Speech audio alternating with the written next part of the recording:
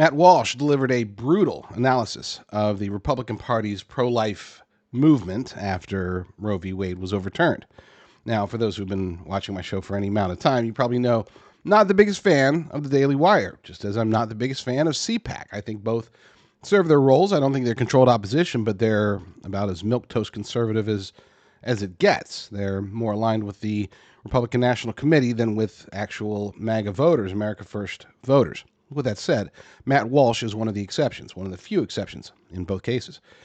He is honest, and I don't agree with everything that he says or does, but I agree and I appreciate, not agree with, but I appreciate just how brutally honest he's willing to be. He doesn't care who he upsets. I appreciate that because I don't care who I upset. So there's a little bit of kindred spirit action going there. With that said, his take on the pro-life movement within the Republican Party following the overturning of Roe v. Wade, I think it's spot on.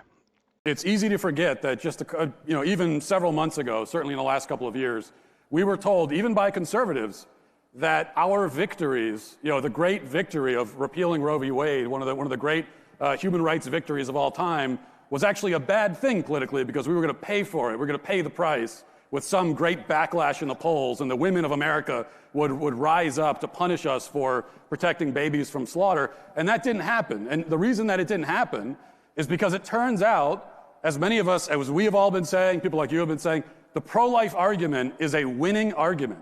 It is a winning argument.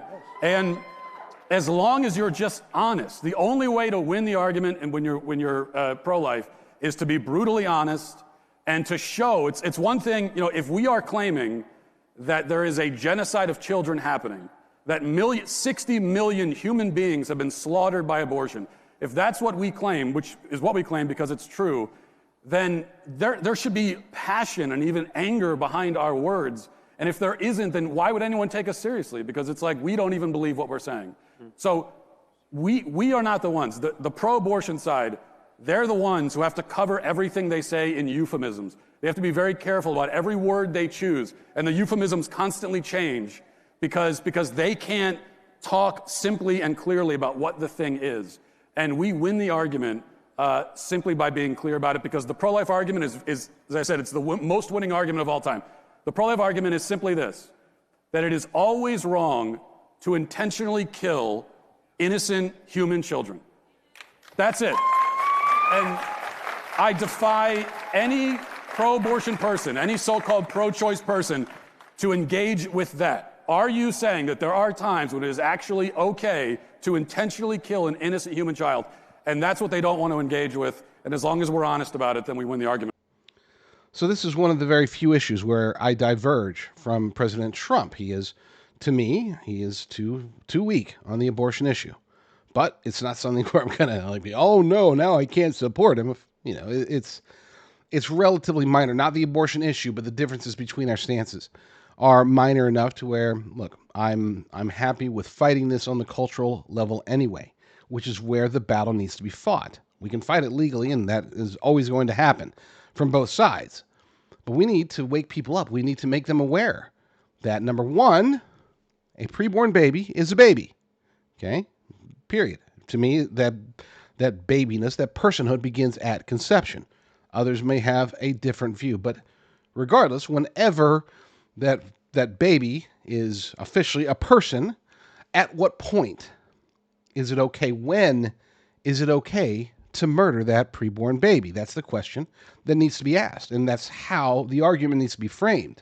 Because once you frame it like that, it is practically impossible. I won't go so far as to agree with Matt Walsh that there is no possible argument. There are arguments that can be made. They're irrational, they're incorrect, but there are arguments that can be made. We can't go into this with our eyes shut and say, oh, well, if I just get them to say that it's a person, then they're checkmate. They can't have an argument for murdering a preborn baby, because they can, and they will. It'll be the wrong argument, but let's not assume that we're just going to win the debate by changing the framing. We still have to argue, and that argument needs to continue, because this, to me, as I've said before, this is a cultural battle. We have to not make it to where it's so illegal. I mean, I shouldn't say we should not. That shouldn't be our only path forward, is to try to make abortion illegal. That's important too. But we need to win this culturally. We need to change hearts and minds. We need to make people aware of what it is that they're promoting, murdering. The person that is inside of these women, they need to understand that, number one, it's a person. Number two, it's innocent and it is being murdered when abortions are committed.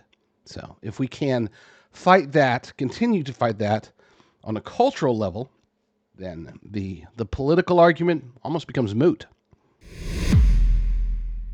Follow some or all of my work. Go to jdrucker.com/find. You'll get my videos, my posts, my articles, my various websites, jdrucker.com/find. You know you want to find me.